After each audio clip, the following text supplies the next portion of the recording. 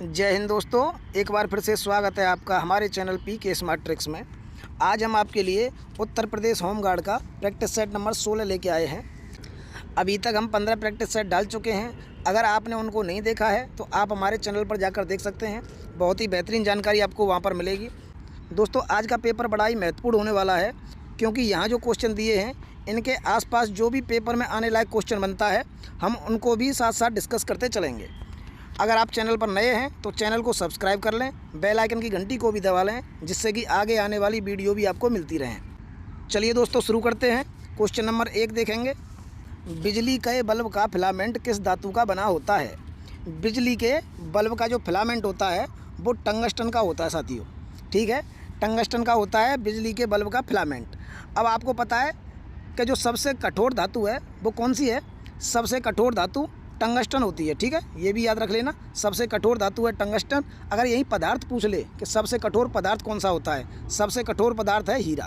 ठीक है साथियों, कन्फ्यूज नहीं होना है। पदार्थ की पूछेगा तो हीरा है, सबसे कठोर धातु पूछेगा तो टंगस्टन है। चलिए क्वेश्चन नंबर 2 देख लें। निम्नलिखित में से किसे बेकिंग सोडा यानी कि खाने वाला सोडा कहा जाता है? खाने वाला सोडा की बात हो रही है, सोडियम बाइकार्बोनेट। ऑप्शन बी सही हो जाएगा। यही दोस्तों कन्फ्यूज हो जाते हैं लोग, खाने वाला सोडा और धोने वाला सोडा। धोने वाला सोडा की बात करेंगे तो सोडियम कार्बोनेट, और खाने वाला सोडा सोडियम बाइकार्बोनेट। ठीक है, अगर हम खाने वाले सोडा का बात करें कि रासायनिक सूत्र क्या है तो NaHCO3। ठीक है, और अगर हम बात करेंगे धोवन सोडा की तो धोवन सोडा का हो जाता है Na2CO3। Na2CO3 याद रख लेना, लिखने में थोड़ी दिक्कत रहती है। चलिए क्वेश्चन नंबर 3 की तरफ बढ़ेंगे। शुष्क बर्फ़ वास्तव में क्या है? शुष्क बर्फ़ यानी कि ड्राई आइस, ये होती है CO2 यानी कि ठोस कार्बन डाइऑक्साइड। चलिए क्वेश्चन नंबर 4 देखेंगे। निम्नलिखित में से कौन सा विटामिन जल में घुलनशील है? जल में घुलनशील, बी और सी जो है वो जल में घुलनशील होते हैं, यानी कि ऑप्शन डी सही हो जाएगा, विटामिन सी। इसके लिए दोस्तों एक ट्रिक होती है, कीड़ा। 6 विटामिन होते हैं टोटल, आपको पता होगी। उसमें कीड़ा को अगर आप देखेंगे KE, D और A। ठीक है, ये बन गया कीड़ा। कीड़ा क्या होता है? पानी से दूर रहता है। तो ये कीड़ा वाली जो विटामिन है ये जल में घुलनशील नहीं है, यानी कि KE, D और A जल में घुलनशील नहीं है। और B और C को देखेंगे तो ये जल में घुलनशील हैं। चलिए क्वेश्चन नंबर 5। मधुमेह रोग शरीर के किस अंग की खराबी के कारण होता है? मधुमेह रोग दोस्तों बताएं। मधुमेह रोग जो है वो अग्नाशय की खराबी के कारण होता है। जब हमारा अग्नाशय खराब होता है तो ये इंसुलिन बनाना बंद कर देता है, और जब इंसुलिन बनाना बंद करता है तो हमारे शरीर में शुगर की मात्रा बढ़ने लगती है। उसी को कहते हैं डायबिटीज़ हो गई। डायबिटीज़ के लिए इंसुलिन के इंजेक्शन लगवाने होते हैं। चलिए क्वेश्चन नंबर 6 देख लें। वाहनों के पीछे का दृश्य देखने के लिए किस दर्पण का उपयोग किया जाता है? वाहनों के पीछे का दृश्य, ये दोस्तों वाहनों में होना चाहिए। वाहनों में पीछे का दृश्य देखने के लिए किस दर्पण का उपयोग किया जाता है? उत्तल दर्पण का उपयोग किया जाता है। जो साइड शीशा होते हैं हमारे वो उत्तल दर्पण का होता है। अब अगर हम बात करें कि उत्तल दर्पण ही क्यों लगाया जाता है, उत्तल दर्पण इसलिए लगाया जाता है क्योंकि उसमें जो इमेज बनता है, जो चित्र बनता है वो एक तो छोटा बनता है, जिससे कि हम ज़्यादा क्षेत्र को देख पाते हैं। एक उसमें एकदम सीधा बनता है। ठीक है, अगर हम बात करें कि जो घर पे हम शीशा में मुंह देखते हैं वो दर्पण कौन सा होता है? वो दोस्तों समतल दर्पण होता है। ठीक है, जो हम घर पे अपना मुंह देखते हैं वो समतल दर्पण रहता है। चलिए क्वेश्चन नंबर 7 देख लें। हड़प्पा सभ्यता के किस स्थान पर विशाल स्नानागार पाया गया था? विशाल स्नानागार मोहनजोदड़ो। ठीक है दोस्तों, मोहनजोदड़ो को एक चीज़ और कहते हैं, बताइए। मृतकों का टीला। ठीक है, मोहनजोदड़ो को ही कहते हैं मृतकों का टीला। अब दोस्तों मैं आपसे पूछ लूँ कि हड़प्पा सभ्यता की खोज किसने की? हड़प्पा सभ्यता या फिर सिंधु घाटी सभ्यता की खोज किसने की है? दयाराम साहनी ने। दयाराम साहनी ने इसकी खोज करी थी 1921 में। चलिए अब दोस्तों एक क्वेश्चन और यहाँ से बन जाता है कि हड़प्पा सभ्यता का सबसे मुख्य बंदरगाह कौन सा था? तो बंदरगाह था लोथल। ठीक है, चलिए क्वेश्चन नंबर 8 देखेंगे। अष्टांगिक मार्ग का सिद्धांत किस धर्म से संबंधित है? अष्टांगिक मार्ग ये तो बौद्ध धर्म से संबंधित है। ऑप्शन बी सही हो जाएगा, बौद्ध धर्म से। ठीक है साथियों, चलिए क्वेश्चन नंबर 9। चंदावर का युद्ध 1194 में, एक तो आपको यही याद रखना है कि चंदावर का युद्ध हुआ है 1194 में। मोहम्मद गौरी और किसके बीच हुआ था? बताइए दोस्तों, मोहम्मद गौरी और किसके बीच हुआ है? तो कन्नौज के जयचंद्र के। ऑप्शन ए सही हो जाएगा, कन्नौज के राजा थे जयचंद। तो जयचंद और मोहम्मद गौरी के बीच हुआ था, इसमें जयचंद मारे गए थे। चलिए क्वेश्चन नंबर 10 देखेंगे। आर्य समाज की स्थापना कब हुई? आर्य समाज की स्थापना किसने की है ये भी बताते चलिए। आर्य समाज की स्थापना हुई है 1875 में, और किसने की? तो दयानंद सरस्वती जी ने। ठीक है, दयानंद सरस्वती जी ने की थी। चलिए क्वेश्चन नंबर 11, किसकी अध्यक्षता में पूर्ण स्वराज्य का प्रस्ताव पारित किया गया? किसकी अध्यक्षता में? जवाहरलाल नेहरू की अध्यक्षता में। कौन सा अधिवेशन था? 1929 का अधिवेशन था, और ये लाहौर का अधिवेशन था साथियों, याद रखेंगे। 1929 का लाहौर अधिवेशन में पूर्ण स्वराज्य का प्रस्ताव पास किया गया था। चलिए क्वेश्चन नंबर 12, जलियांवाला बाग हत्याकांड कब हुआ है? 13 अप्रैल 1919। ठीक है, ये भी याद रखना है। के विरोध में किसने अपनी नाइटहुड की उपाधि वापस कर दी? नाइटहुड की उपाधि रविन्द्रनाथ टैगोर जी ने वापस करी थी। एक दोस्तों यहाँ पे मैं आपको जानकारी दे देता हूँ, हंटर आयोग का नाम सुना है आपने? 2 हंटर आयोग हुए हैं, एक तो है 1882 का, ठीक है, और एक है 1919 का। 1882 का जो हंटर आयोग है वो शिक्षा से संबंधित है, और 1919 का जो हंटर आयोग है वो जलियांवाला बाग हत्याकांड की जांच से संबंधित है। ठीक है, चलिए क्वेश्चन नंबर 13 देखेंगे। आज़ाद हिंद फौज की कमान सुभाष चंद्र बोस ने किस वर्ष संभाली? आज़ाद हिंद फौज की कमान संभाली है 1943 में। ऑप्शन सी सही हो जाएगा। चलिए क्वेश्चन नंबर 14, महात्मा गांधी ने असहयोग आंदोलन किस घटना के बाद वापस ले लिया था? असहयोग आंदोलन वापस लिया गया था चौरी चौरा कांड के बाद। ठीक है, चौरी चौरा कांड कब हुआ है? 1922 में। असहयोग आंदोलन की बात करेंगे, इसकी शुरुआत कब हुई? तो 1920 में। ठीक है, चौरी चौरा कहाँ पर है? गोरखपुर में। चलिए क्वेश्चन नंबर 15 देखेंगे। भारतीय संविधान के किस अनुच्छेद के तहत संसद एक नए राज्य का गठन कर सकती है? नए राज्य का गठन अनुच्छेद 3 के अनुसार नए राज्य का गठन कर सकती है संसद। क्वेश्चन नंबर 16 देखेंगे। भारतीय संविधान सभा की प्रथम बैठक कब हुई थी? भारतीय संविधान की प्रथम बैठक कब हुई है? 9 दिसंबर 1940 को। ठीक है, इसमें अस्थायी अध्यक्ष बनाए गए थे सच्चिदानंद सिन्हा। अब दोस्तों यहाँ पे बात हो जाए कि सच्चिदानंद सिन्हा को ही क्यों बनाया गया, तो दोस्तों फ्रांस से एक हमने सिस्टम लिया है कि जो सबसे बुजुर्ग व्यक्ति है उसी को आप अध्यक्ष बना दो। ठीक है, ये कहाँ की परंपरा थी? फ्रांस की परंपरा थी। तो जो हमारे सच्चिदानंद सिन्हा थे वो सबसे बुजुर्ग थे, इसलिए इनको बना दिया गया। अब हम बात करें 15 अगस्त को, तो 15 अगस्त को स्वतंत्रता दिवस। ठीक है, 26 नवंबर को संविधान अपनाया गया था। 26 जनवरी को क्या हुआ है बताइए? 26 जनवरी को चलो बता ही देंगे आप।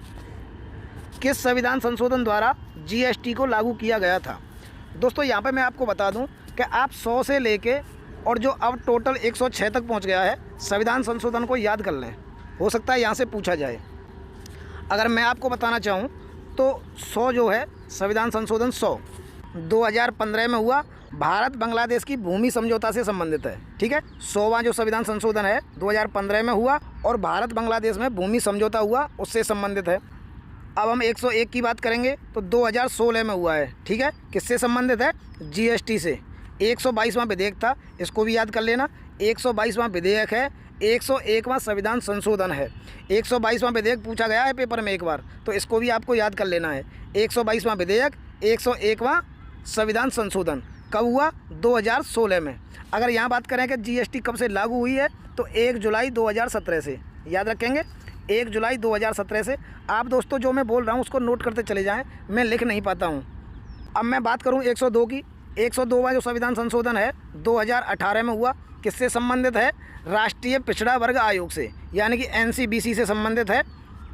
एनसीबीसी को यहाँ पे संवैधानिक दर्जा दिया गया। अगर मैं बात करूँ 103 की, 103 में ईडब्ल्यूएस को आरक्षण दिया गया है 10%। कब हुआ है? 2019 में, याद रखेंगे। 102वां 2018 में हुआ, राष्ट्रीय पिछड़ा वर्ग आयोग को संवैधानिक दर्जा दिया गया। 103 में अगर हम बात करेंगे तो ईडब्ल्यूएस को 10% आरक्षण दिया गया, 2019 में संशोधन हुआ है। अब बात करें 104 की, तो 104 में क्या है बताइए? 104 में क्या है? SC ST के लिए 10 साल के लिए आरक्षण बढ़ा दिया, यानी कि 2030 तक इसको कर दिया है। और एक चीज़ और हुई है इसमें, वो क्या है? जो एंग्लो इंडियन के लिए सीट थी ना हमारे यहाँ लोकसभा और विधानसभा में, उसको भी समाप्त कर दिया है। 104वें संविधान संशोधन द्वारा एंग्लो इंडियन को जो सीट निर्धारित थी उसको समाप्त कर दिया गया है। ठीक है, अब हम बात करें 105 की। 105 2021 में हुआ है, किससे संबंधित है? राज्यों को ये शक्ति दे दी गई है कि वो OBC सूची को अपने हिसाब से बना सकते हैं। ठीक है, अब हम बात करें 106 की। 106वां संविधान संशोधन बहुत महत्वपूर्ण है दोस्तों, 2023 में हुआ है। किससे संबंधित है? नारी शक्ति वंदन अधिनियम से संबंधित है। थोड़ा सा मैं लिख देता हूँ, नारी शक्ति, ठीक है, नारी शक्ति वंदन अधिनियम से संबंधित है। अब मैं एक प्रश्न और पूछ लेता हूँ, नारी शक्ति वंदन अधिनियम लागू कब से होगा? तो जो जनगणना होगी ना, उसके बाद परिसीमन आयोग बनेगा, उसके बाद से ये लागू हो जाएगा। इसके तहत क्या किया गया है? 33% आरक्षण दिया गया है महिलाओं को, 33% आरक्षण दिया गया है लोकसभा प्लस विधानसभाओं में। याद रखेंगे ना हर चीज़ को। 106वां संविधान संशोधन, नारी शक्ति वंदन अधिनियम, 33% आरक्षण है महिलाओं के लिए। कहाँ कहाँ है? लोकसभा में और विधानसभाओं में। चलिए अगला देखेंगे, क्वेश्चन नंबर 18। मंत्रिपरिषद में प्रधानमंत्री सहित मंत्रियों की कुल संख्या कितनी हो सकती है? बताइए साथियों। मंत्रिपरिषद में 15% से अधिक नहीं होनी चाहिए, यानी कि ऑप्शन सी सही हो जाएगा। लोकसभा के कुल सदस्यों का 15%। ये दोस्तों किस संविधान संशोधन द्वारा किया गया है? 91वां संविधान संशोधन 2003। याद रखेंगे, 91वां संविधान संशोधन 2003 में ये कहा गया कि जो मंत्रिपरिषद है उसको लोकसभा के कुल सदस्यों का 15% से अधिक नहीं होना चाहिए। और जो छोटे राज्य हैं, क्योंकि ये विधानसभाओं में भी लागू है, ठीक है ना, विधानसभाओं में भी यही है, 15% से अधिक नहीं होना चाहिए। और जो छोटे राज्य हैं जहाँ पे कि विधानसभा छोटी है, वहाँ 12 लोगों से कम नहीं होने चाहिए, 12 लोगों से कम मंत्री नहीं होने चाहिए, और बड़ों में 15% से अधिक नहीं होने चाहिए। चलिए क्वेश्चन नंबर 19। निम्नलिखित में से कौन सा भारतीय सरकार के राजस्व का सबसे बड़ा हिस्सा है? सबसे बड़ा हिस्सा वस्तु एवं सेवा कर, यानी कि GST। ऑप्शन बी सही हो जाएगा। चलिए क्वेश्चन नंबर 20 देखेंगे। राष्ट्रीय आय किस पर आधारित है? राष्ट्रीय आय किस पर आधारित होती है? वस्तुओं और सेवाओं का उत्पादन, यानी कि ऑप्शन बी सही हो जाएगा। चलिए क्वेश्चन नंबर 21। स्वतंत्र भारत का पहला केंद्रीय बजट किसने पेश किया था? स्वतंत्र भारत का प्रथम केंद्रीय बजट किसने किया है? R.K. षणमुगम चेट्टी ने। यहाँ पर दोस्तों मैं पूछूं कि जो स्वतंत्र भारत के प्रथम वित्त मंत्री कौन थे? वित्त मंत्री यही थे, R.K. षणमुगम चेट्टी। क्योंकि जो केंद्रीय बजट है वो वित्त मंत्री ही पेश करते हैं, तो R.K. षणमुगम चेट्टी स्वतंत्र भारत के पहले वित्त मंत्री हो जाएंगे। अगर हम बात करें जॉन मथाई, ये स्वतंत्र भारत के पहले रेल मंत्री थे, जॉन मथाई। अगर C.D. देशमुख की अगर मैं बात करूँगा, तो C.D. देशमुख क्या थे? RBI के प्रथम गवर्नर थे, जो कि भारतीय थे, ठीक है। पहले RBI के भारतीय गवर्नर थे C.D. देशमुख। जवाहरलाल नेहरू को तो आप जानते ही हैं। चलिए क्वेश्चन नंबर 22। 2011 की जनगणना के अनुसार उत्तर प्रदेश का सर्वाधिक जनसंख्या वाला जिला कौन सा है? सर्वाधिक जनसंख्या कौन सा है? प्रयागराज। ऑप्शन सी सही हो जाएगा। सबसे अगर हम कम पूछें, सबसे कम जनसंख्या वाला जिला कौन सा है? महोबा है साथियों, याद रख लेना। सबसे कम जनसंख्या महोबा, सबसे ज़्यादा प्रयागराज। क्वेश्चन नंबर 23 देख लीजिए। चौरी चौरा की प्रसिद्ध घटना उत्तर प्रदेश के किस जिले में हुई है? अभी मैंने बताया था चौरी चौरा गोरखपुर में 1922 में। याद रखेंगे 1922 में गोरखपुर। ऑप्शन बी सही हो जाएगा। चलिए क्वेश्चन नंबर 24। चंबल नदी उत्तर प्रदेश के किस जिले में यमुना से मिलती है? यमुना से कहाँ मिल जाती है? इटावा में। चंबल नदी कहाँ से निकलती है दोस्तों? MP से निकलती है। और हम बात करें कि यमुना कहाँ से निकलती है, तो उत्तराखंड से, यमुनोत्री, ठीक है। कहाँ पे जाके मिल जाती हैं ये? इटावा में। चलिए क्वेश्चन नंबर 25। एक जिला एक उत्पाद योजना के तहत पीतल के बर्तन के लिए किस जिले को चुना गया है? पीतल के बर्तन के लिए मुरादाबाद को, ठीक है। यहाँ से भी दोस्तों हो सकता है क्वेश्चन बन जाए। अगर हम फिरोजाबाद की बात करें तो कांच उद्योग या फिर चूड़ी उद्योग के लिए। अगर हम बात करें कन्नौज की, कन्नौज में क्या है? परफ्यूम, इत्र उद्योग के लिए। सहारनपुर की अगर हम बात करेंगे तो लकड़ी का नक्काशीदार फर्नीचर के लिए, ठीक है, फर्नीचर के लिए सहारनपुर है। चलिए क्वेश्चन नंबर 26 देख लीजिए। उत्तर प्रदेश की सबसे बड़ी जनजाति कौन सी है और दीपावली को शोक के रूप में कौन मनाता है? सबसे बड़ी जनजाति भी वही है और दीपावली को शोक के रूप में भी मनाती है, थारू जनजाति, यानी कि ऑप्शन बी सही हो जाएगा। Question number 27। तेलंगाना में किस त्यौहार को फूलों का त्यौहार कहा जाता है? फूलों का त्यौहार किसको कहा जाता है? बथुकम्मा। ऑप्शन ए सही हो जाएगा। चलिए क्वेश्चन नंबर 28। उत्तर प्रदेश के पुलिस महानिदेशक यानी कि DGP का पद किसके समकक्ष होता है? DGP का जो पद है वो मुख्य सचिव के समकक्ष रहता है। ऑप्शन सी सही हो जाएगा। Question number 29। उत्तर प्रदेश राज्य मानवाधिकार आयोग का मुख्यालय कहाँ है? मानवाधिकार आयोग का मुख्यालय उत्तर प्रदेश के कहाँ है? लखनऊ में। बात करूं दोस्तों कि उत्तर प्रदेश राज्य मानवाधिकार आयोग का गठन कब हुआ है, तो गठन हुआ 2002 में। ठीक है, याद रखेंगे। अगर भारत की पूछें कि भारत में कब बना है मानवाधिकार आयोग, तो 1993 में। ठीक है दोस्तों, याद रखेंगे 1993। चलिए क्वेश्चन नंबर 30 देखेंगे। भारत का कौन सा सुरक्षा बल भारत नेपाल सीमा की सुरक्षा के लिए जिम्मेदार है? भारत और नेपाल की सीमा के लिए एसएसबी, ऑप्शन सी सही हो जाएगा, एसएसबी। एसएसबी की स्थापना कब हुई है साथियों, बताओ? 1963 में हुई है एसएसबी की स्थापना। जो एसएसबी है वो भारत नेपाल और भारत भूटान दोनों की सीमा देखता है एसएसबी। अगर मैं बात करूं कि बीएसएफ की स्थापना बताओ कब हुई है? बीएसएफ की हुई है 1965 में। और बीएसएफ क्या देखता है? भारत पाक का बॉर्डर और भारत बांग्लादेश का बॉर्डर। अब यहाँ मैं आईटीबीपी की बात करूँ, आईटीबीपी की स्थापना हुई है 1962 में। ठीक है, ये क्या देखता है? तिब्बत बॉर्डर को, जो कि अब चीन के कब्जे में है। तो भारत और चीन बॉर्डर को देखता है आईटीबीपी। और कौन सा रह गया? सीआरपीएफ। सबसे पहले तो सीआरपीएफ ही बनी है 1939 में। ठीक है साथियों, सीआरपीएफ 1939 में, बीएसएफ 1965 में, आईटीबीपी 1962 में, एसएसबी 1963 में। समझ गए होंगे आप लोग। लिखने की थोड़ी सी दिक्कत रहती है, बोर्ड नहीं है। चलिए क्वेश्चन नंबर 31 देख लीजिए। उत्तर प्रदेश के मेरठ को किस खेल सामग्री के उत्पादन के लिए जाना जाता है? खेल सामग्री पूछी है, कौन से खेल सामग्री के लिए? हॉकी, क्रिकेट, फुटबॉल, उपयुक्त सभी। ऑप्शन डी सही हो जाएगा। क्वेश्चन नंबर 32, भारत और किस देश के बीच मैत्री पाइपलाइन का उद्घाटन किया गया है? मैत्री पाइपलाइन कब शुरू हुई है बताइए दोस्तों? 2023 में। ठीक है, 2023 में शुरू हुई है मैत्री पाइपलाइन। यहाँ पूछा है भारत और किस देश के बीच, तो भारत और बांग्लादेश। ऑप्शन बी सही हो जाएगा। चलिए अगला देखेंगे क्वेश्चन नंबर 33, भारत नेपाल के बीच खुली सीमा का प्रमुख आधार क्या है? खुली सीमा का प्रमुख आधार, क्योंकि यहाँ पे कोई बॉर्डर नहीं है तो यहाँ पे हम आ जा सकते हैं कैसे भी, कोई पासपोर्ट वीज़ा नहीं चाहिए होता है। तो खुली सीमा का जो प्रमुख आधार है वो है 1950 की शांति एवं मित्रता संधि। ठीक है, चलिए क्वेश्चन नंबर 34, वर्ष 2023 का पुरस्कार और सम्मान के तहत भारत रत्न किसे देने की घोषणा की गई? भारत रत्न 2023 में 5 लोगों को देने की घोषणा हुई दोस्तों। कौन कौन थे? लाल कृष्ण आडवाणी थे, कर्पूरी ठाकुर थे, एमएस स्वामीनाथन थे, और चौथे थे चौधरी चरण सिंह, और 5वें थे पीवी नरसिंह राव। ठीक है दोस्तों, पीवी नरसिंह राव 5 लोगों को देने की घोषणा हुई थी। चलिए इसके ऑप्शन ऊपर हैं, देख लेते हैं, यानी कि ऑप्शन डी सही हो जाएगा। चलिए क्वेश्चन नंबर 35 देखेंगे। प्रसिद्ध पुस्तक एग्जाम वॉरियर्स के लेखक कौन हैं? एग्जाम वॉरियर्स के लेखक हैं नरेंद्र मोदी जी। ऑप्शन बी सही हो जाएगा।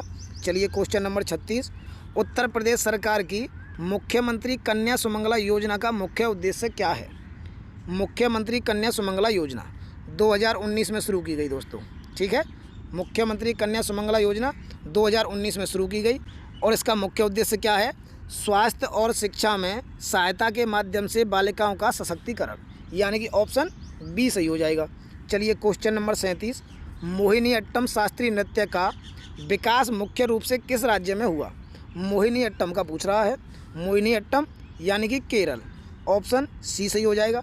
अगर हम कर्नाटक के लिए बात करें, बताइए कर्नाटक के लिए कौन सा है? यक्षगान। ठीक है, यक्षगान है कर्नाटक के लिए। तमिलनाडु के लिए बात करेंगे भरतनाट्यम। ठीक है दोस्तों, तमिलनाडु के लिए भरतनाट्यम, ओडिशा के लिए ओडिसी हो जाता है। चलिए क्वेश्चन नंबर 38, प्रसिद्ध तीर्थ स्थल अयोध्या किस नदी के तट पर स्थित है? अयोध्या बताइए दोस्तों। अयोध्या है सरयू नदी के तट पर। राम जी ने डुबकी लगाई थी ना इसी में। राम जी जब अपने धाम को जा रहे थे तो वो सरयू के माध्यम से ही गए थे। चलिए क्वेश्चन नंबर 39, ओणम किस राज्य का प्रमुख सांस्कृतिक त्यौहार है? ओणम, ओणम हो जाएगा केरल का। ऑप्शन बी सही हो जाएगा। चलिए क्वेश्चन नंबर 40, इसरो किस देश की संस्था है? बताइए इसरो किसकी है? भारत की। कब स्थापना हुई है ये भी बता दीजिए। पिछले प्रैक्टिस सेट में आ चुका है ये क्वेश्चन। कब हुई है स्थापना? 1969 में। याद रखेंगे, इसरो की स्थापना 1969 में। चलिए क्वेश्चन नंबर 41, भारतीय गन्ना अनुसंधान संस्थान उत्तर प्रदेश के किस शहर में स्थित है? भारतीय गन्ना अनुसंधान संस्थान लखनऊ में साथियों। ऑप्शन सी सही हो जाएगा। चलिए क्वेश्चन नंबर 42 देखेंगे। एंड टू एंड एन्क्रिप्शन शब्द का संबंध किस सोशल मीडिया प्लेटफॉर्म की सुरक्षा से है? बहुत आपने देखा होगा या फिर सुना भी होगा। एंड टू एंड एन्क्रिप्शन किससे संबंधित है? व्हाट्सएप से। ऑप्शन सी सही हो जाएगा। चलिए क्वेश्चन नंबर 43। उत्तर प्रदेश की सीमा कुल कितने राज्यों और केंद्र शासित प्रदेशों को स्पर्श करती है? उत्तर प्रदेश की जो सीमा है वो 8 राज्य और 1 केंद्र शासित प्रदेश से लगती है, यानी कि ऑप्शन बी। चलिए क्वेश्चन नंबर 44। उत्तर प्रदेश की विश्वकर्मा श्रम सम्मान योजना का मुख्य उद्देश्य क्या है? विश्वकर्मा श्रम सम्मान योजना क्या है साथियों? पारंपरिक कारीगरों को टूल किट और प्रशिक्षण प्रदान करना, यानी कि ऑप्शन बी सही होगा। Question number 45। किस भारतीय राज्य की सीमा म्यांमार के साथ नहीं लगती है? म्यांमार के साथ किसकी नहीं लगती है पूछा है। असम की जो सीमा है वो म्यांमार के साथ नहीं लगती है। चलिए क्वेश्चन नंबर 46। दुनिया का सबसे बड़ा उष्णकटिबंधीय मरुस्थल सहारा किस महाद्वीप में स्थित है? ये दोस्तों रेगिस्तान की बात कर रहा है। सबसे बड़ा रेगिस्तान है सहारा। कहाँ पर है? अफ्रीका महाद्वीप में। ऑप्शन सी सही हो जाएगा। अगर मैं पूछूंगा भारत का सबसे बड़ा रेगिस्तान कौन सा है, बताएंगे आप? भारत का सबसे बड़ा रेगिस्तान बताइए, इंतज़ार रहेगा हमारे कमेंट बॉक्स में आपका। चलिए क्वेश्चन नंबर 47। उज्जैन शहर किस नदी के तट पर स्थित है जहां कुंभ मेला आयोजित होता है? कुंभ मेला बताइए साथियों कहाँ कहाँ लगता है? कुंभ मेला कहाँ कहाँ लगता है? 4 जगह पे लगता है। सबसे पहले अपना इलाहाबाद, हरिद्वार, उज्जैन और नासिक। ठीक है, तो यहाँ पूछा है उज्जैन है वो किस नदी के तट पर है? उज्जैन है क्षिप्रा नदी के तट पर। चलिए क्वेश्चन नंबर 48। सुनामी शब्द किस भाषा से लिया गया है? सुनामी शब्द है जापानी। ऑप्शन बी सही हो जाएगा। Question number 49। प्रसिद्ध काकोरी ट्रेन एक्शन 1925 उत्तर प्रदेश के किस शहर के पास हुआ था? शायद मैं पीछे आपको बता चुका हूँ। काकोरी ट्रेन एक्शन जो है वो 1925 में हुआ था। और काकोरी कहाँ पड़ती है? ये है लखनऊ के पास में। ऑप्शन ऊपर दे रखे हैं, देख लेते हैं। ऑप्शन बी सही हो जाएगा, लखनऊ। चलिए क्वेश्चन नंबर 50। क्षेत्रफल के अनुसार उत्तर प्रदेश का सबसे बड़ा जिला कौन सा है? थोड़ी देर पहले जनसंख्या का पूछा था, अब पूछ रहा है क्षेत्रफल का। क्षेत्रफल में कौन सा है सबसे बड़ा? लखीमपुर खीरी। सबसे छोटे की बात करेंगे तो हो जाएगा हापुड़। ठीक है, जनसंख्या में महुआ सबसे छोटा है, क्षेत्रफल में हापुड़ सबसे छोटा है। ठीक है, चलिए क्वेश्चन नंबर 51। 2025 के अंत में जारी मोदीज मिशन के लेखक कौन हैं? मोदीज मिशन के लेखक वर्सेज देसाई। ऑप्शन ए सही हो जाएगा। चलिए क्वेश्चन नंबर 52 देखेंगे। कर्मा लोक नृत्य उत्तर प्रदेश की किस जनजाति द्वारा किया जाता है? कर्मा लोक नृत्य खरवार। ऑप्शन बी सही हो जाएगा। चलिए क्वेश्चन नंबर 53। निम्नलिखित में से कौन एक सुमेलित नहीं है? सुमेलित नहीं है पूछा है दोस्तों। तो देखो हम यहाँ देखें कि जो बटेश्वर है वो आगरा में लगता है। ठीक है, बटेश्वर है आगरा में। देवा शरीफ की बात करेंगे तो मैं आपको बता चुका हूँ, देवा शरीफ है बाराबंकी में। ठीक है, आपको याद होगा देवा शरीफ बाराबंकी में। समीसा फरुखाबाद में, ये भी सही है। बिठूर कानपुर में है। बिठूर में मैं 3 साल रह के आया हूँ दोस्तों, वहाँ बड़ा अच्छा मेला लगता है बिठूर में। उसको वहाँ तो लोकल में बोलते हैं गंगा महोत्सव। ठीक है, बिठूर में लगता है। चलिए कौन सा हो जाएगा? देवा शरीफ जौनपुर, ये गलत है, देवा शरीफ है बाराबंकी में। चलिए क्वेश्चन नंबर 54 देखेंगे। सार्क का सचिवालय कहाँ स्थित है? सार्क का है काठमांडू में। पहले ही मैं आपको बता चुका हूँ, इसका गठन हुआ है 1985 में ढाका में। चलिए क्वेश्चन नंबर 55। पुलित्जर पुरस्कार किस क्षेत्र में उत्कृष्ट योगदान के लिए दिया जाता है? पुलित्जर पुरस्कार की बात हो रही है, पत्रकारिता। ऑप्शन बी सही हो जाएगा। चलिए क्वेश्चन नंबर 56। इनमें से कौन सी मुद्रा भूटान की आधिकारिक मुद्रा है? भूटान की बताइए दोस्तों। भूटान की है नगुल ट्रम।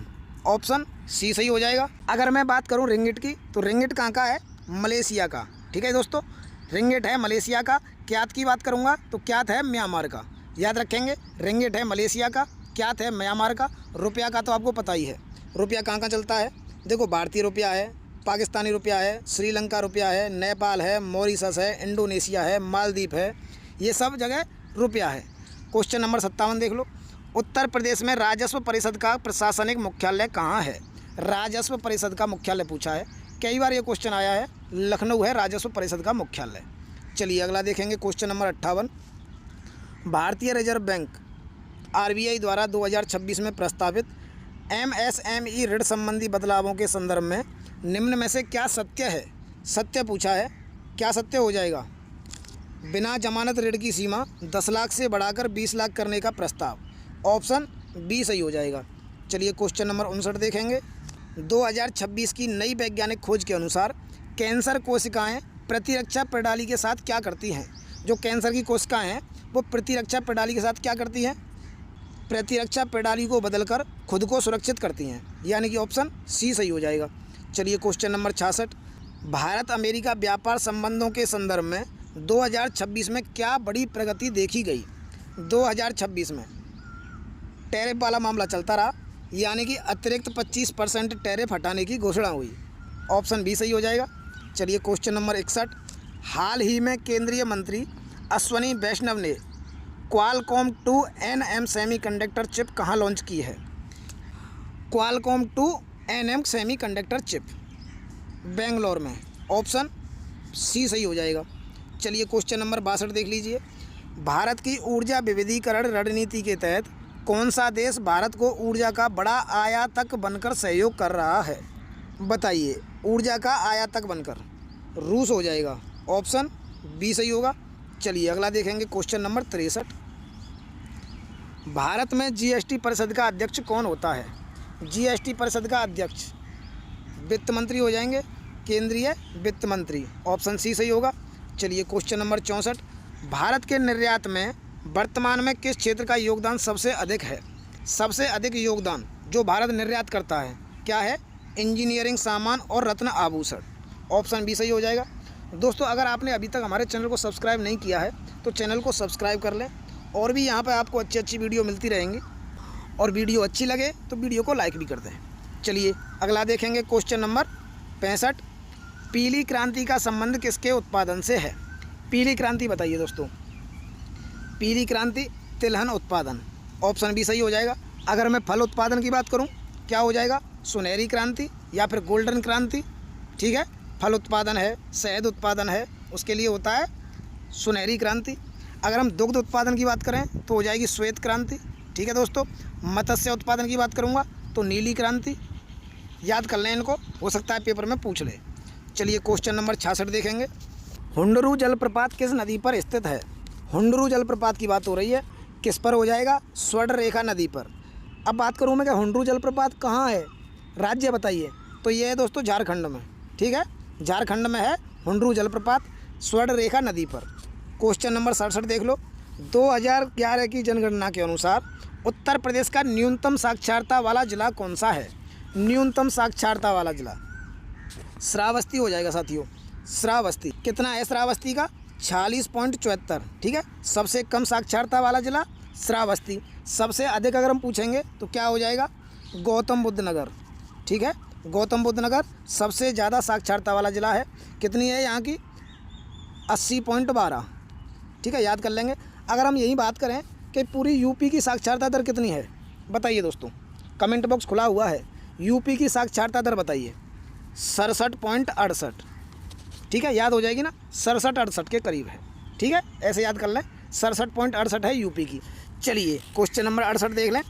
हर्षवर्धन ने उत्तर प्रदेश के किस स्थान पर 2 महान धार्मिक सम्मेलनों का आयोजन किया था?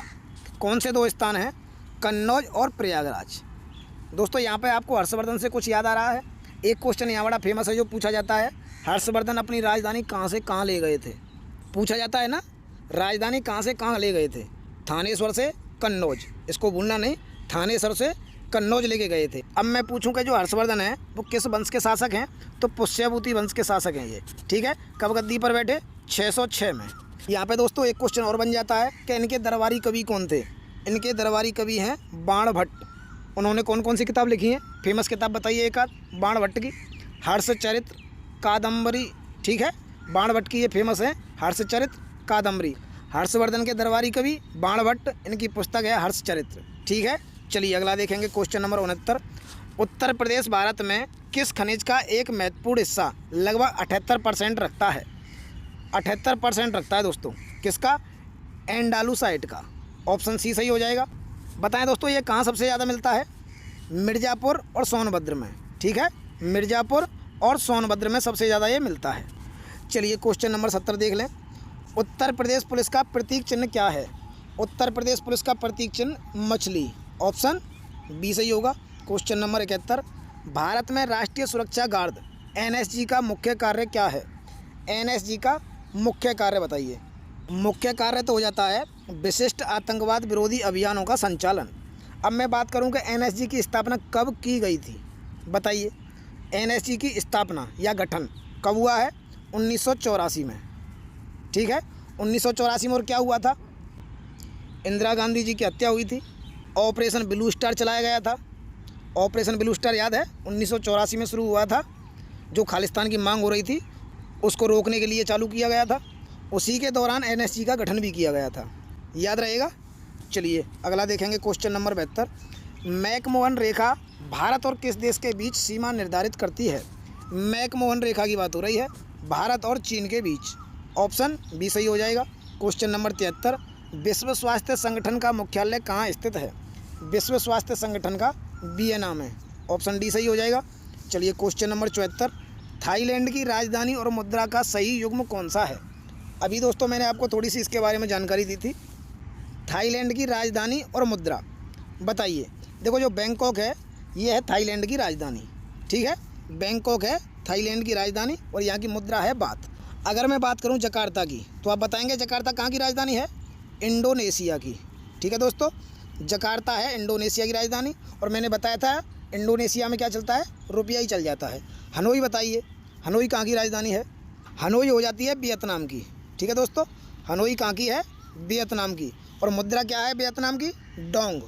अब मैं बात करूँ कुआलालंपुर की, कुआलालंपुर है मलेशिया की, ठीक है दोस्तों, याद रखेंगे। मैंने पिछली बार भी बताया था आपको, रिंगिट जो है वो मलेशिया की है। चलिए अगला देखेंगे क्वेश्चन नंबर 75, उत्तर प्रदेश सरकार द्वारा खेलों के क्षेत्र में दिया जाने वाला सर्वोच्च पुरस्कार कौन सा है? उत्तर प्रदेश सरकार द्वारा पूछा है, लक्ष्मण पुरस्कार या रानी लक्ष्मीबाई पुरस्कार, ऑप्शन बी सही हो जाएगा। चलिए क्वेश्चन नंबर 76, केंद्रीय औषधि अनुसंधान संस्थान उत्तर प्रदेश के किस शहर में स्थित है? केंद्रीय औषधि अनुसंधान संस्थान लखनऊ में हो जाएगा, ऑप्शन सी सही होगा। चलिए क्वेश्चन नंबर 77 देखेंगे। सोशल मीडिया पर हैशटैग का प्राथमिक उपयोग क्या होता है? सोशल मीडिया पर हैशटैग का विषय या कीवर्ड को वर्गीकृत करना, यानी कि ऑप्शन बी सही हो जाएगा। क्वेश्चन नंबर 78, अभ्युदय योजना का संबंध किससे है? अभ्युदय योजना प्रतियोगी परीक्षाओं की मुफ्त कोचिंग से, ऑप्शन बी सही होगा। क्वेश्चन नंबर 79, पिंक बूथ पहल का मुख्य उद्देश्य क्या है? पिंक बूथ पहल का, ऑप्शन पूरे नहीं दिखाई दे रहे। पिंक बूथ पहल का मुख्य उद्देश्य क्या हो जाएगा? महिलाओं की शिकायतों के लिए पुलिस की सुलभ व्यवस्था, ऑप्शन बी सही हो जाएगा। चलिए क्वेश्चन नंबर 80, किस प्रसिद्ध शहर को संगम नगरी कहा जाता है और यह किन नदियों के मिलान पर स्थित है? संगम नगरी कहते हैं प्रयागराज को। कौन सी नदियों के संगम पर है? गंगा, यमुना और सरस्वती, यानी कि ऑप्शन बी सही हो जाएगा। चलिए क्वेश्चन नंबर 81, भारत का एकमात्र सक्रिय ज्वालामुखी बैरनदीप कहाँ है? बैरनदीप जो है वो भारत का एकमात्र सक्रिय ज्वालामुखी है और ये कहाँ पड़ता है? अंडमान निकोबार द्वीप समूह में, ऑप्शन बी सही होगा। चलिए क्वेश्चन नंबर 82, पम्पास घास के मैदान किस महाद्वीप में पाए जाते हैं? पम्पास की बात हो रही है। पम्पास हैं दक्षिण अमेरिका में, ऑप्शन बी सही हो जाएगा। यहाँ हम बात करें उत्तरी अमेरिका तो है प्रेयरी, ठीक है, उत्तरी अमेरिका प्रेयरी। अफ्रीका हम बात करेंगे तो सवाना, ठीक है। ऑस्ट्रेलिया की बात करेंगे, मैंने शायद एक वीडियो में बताया है ऑस्ट्रेलिया क्रिकेट में डाउन हो गया है आजकल, तो ऑस्ट्रेलिया में कौन से हैं? डाउन, ठीक है। घास के मैदानों की बात हो गई। चलिए क्वेश्चन नंबर 83, राष्ट्रीय मतदाता दिवस प्रतिवर्ष कब मनाया जाता है? राष्ट्रीय मतदाता दिवस 25 जनवरी को, ऑप्शन बी सही होगा। क्वेश्चन नंबर 84, वर्ष 2023 में G20 शिखर सम्मेलन की मेजबानी किस देश ने की थी? किस देश ने की है? भारत ने की थी 2023 की, ठीक है दोस्तों। यहाँ मैं बात करूँगा 2026 की कौन करेगा? 2026 G20 शिखर सम्मेलन की मेज़बानी कौन करेगा? अमेरिका, अमेरिका के मियामी में, ठीक है साथियों, अमेरिका के मियामी में। अगर 2027 की बात कर लें, 2026 तो चल ही रहा है, तो हो सकता है 2027 की पूछ ले। 2027 में कहाँ होगा? ब्रिटेन में, ठीक है, याद रखेंगे 2027 में होगा ब्रिटेन में। 2026 में कहाँ हुआ है? अमेरिका के मियामी में। चलिए क्वेश्चन नंबर 85, उत्तर प्रदेश सरकार द्वारा मुख्यमंत्री पर्यटन विकास सहभागिता योजना किस वर्ष प्रारंभ की गई? मुख्यमंत्री पर्यटन विकास सहभागिता योजना याद रख लेंगे क्या है? मुख्यमंत्री पर्यटन विकास सहभागिता योजना कब प्रारंभ की गई है? 2023 में। ऑप्शन ए सही हो जाएगा। क्वेश्चन नंबर अगला देख लो 86, उत्तर प्रदेश सरकार द्वारा पंडित दीनदयाल उपाध्याय राज्य कर्मचारी कैशलेस चिकित्सा योजना किस वर्ष प्रारंभ की गई? कौन सी योजना? पंडित दीनदयाल योजना 2022 में शुरू हुई है। ऑप्शन डी सही है। चलिए क्वेश्चन नंबर 87, उत्तर प्रदेश सरकार द्वारा एग्री स्टैक डिजिटल मिशन किस वर्ष प्रारंभ किया गया? एग्री स्टैक डिजिटल मिशन 2024 में। ऑप्शन ए सही हो जाएगा। क्वेश्चन नंबर अगला देखेंगे 88, खेतड़ी जो कि राजस्थान में है किस खनिज के उत्पादन के लिए प्रसिद्ध है? खेतड़ी है तांबे के लिए। ऑप्शन बी सही होगा। चलिए क्वेश्चन नंबर 89, उत्तर प्रदेश में मुख्यमंत्री शहरी फेलोशिप कार्यक्रम का मुख्य उद्देश्य क्या है? मुख्यमंत्री शहरी फेलोशिप कार्यक्रम कब स्टार्ट हुआ ये भी बता दो।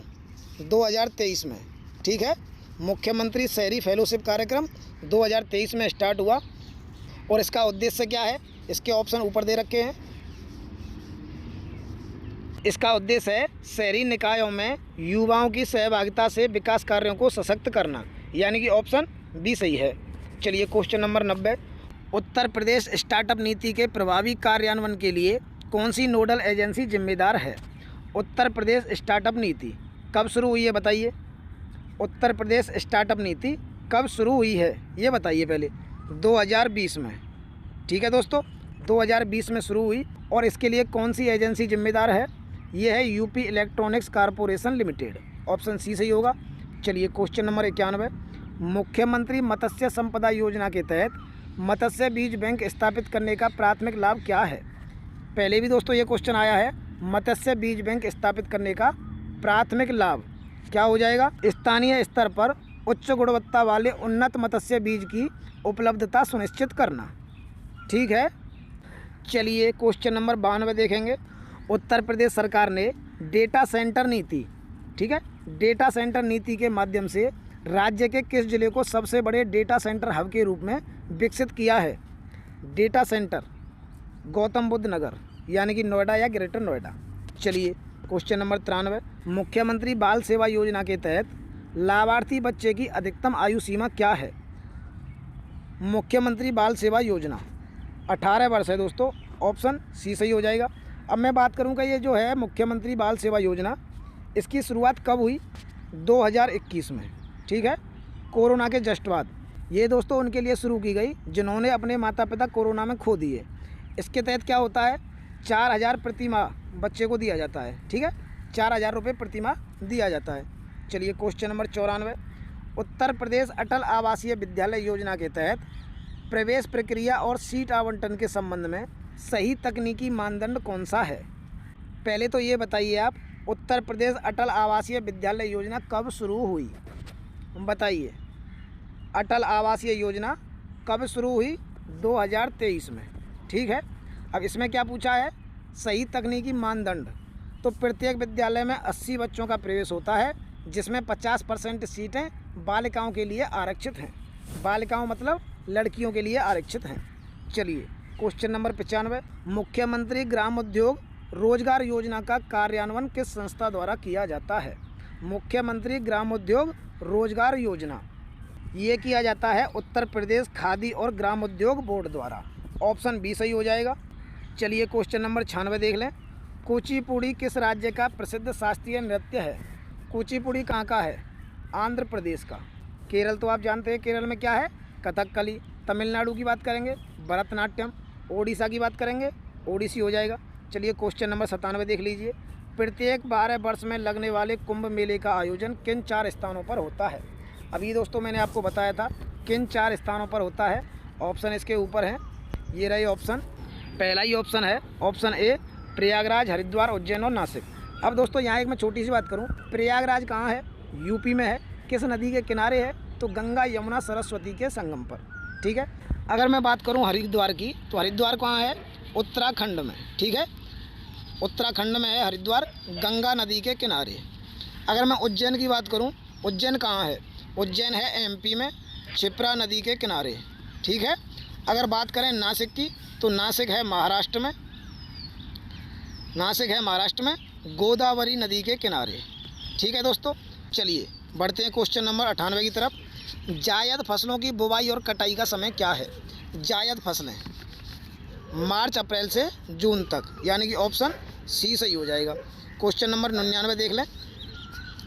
एक सींग वाला गैंडा भारत के किस राष्ट्रीय उद्यान में मुख्य रूप से पाया जाता है? एक सींग वाला गैंडा, बताइए साथियों। एक सींग वाला गैंडा, काजीरंगा राष्ट्रीय उद्यान, असम। अच्छा दे रखा है असम। काजीरंगा कहाँ है? असम में। ये भी देख लो आप। जिम कॉर्बेट कहाँ पड़ता है? उत्तराखंड में। गिरी राष्ट्रीय उद्यान गुजरात में, और रणथंभौर की बात करेंगे तो राजस्थान में। ठीक है, इन्हें भी याद कर लें। चलिए क्वेश्चन नंबर 100 देख लो। आज की वीडियो का अंतिम प्रश्न है दोस्तों। वीडियो अच्छी लगी हो तो वीडियो को लाइक करें, चैनल को सब्सक्राइब जरूर कर लें, और भी आगे आपको ऐसी वीडियो मिलती रहेंगी। क्वेश्चन नंबर 100 में क्या दिया है?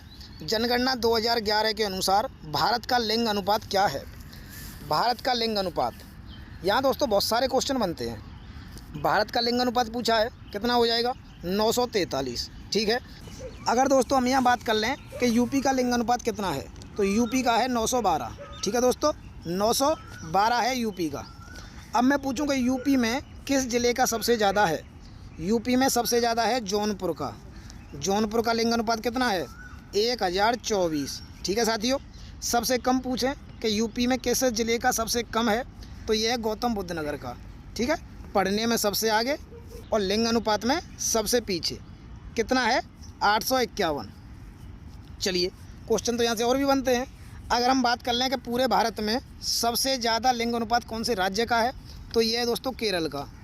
केरल का कितना है? 1084।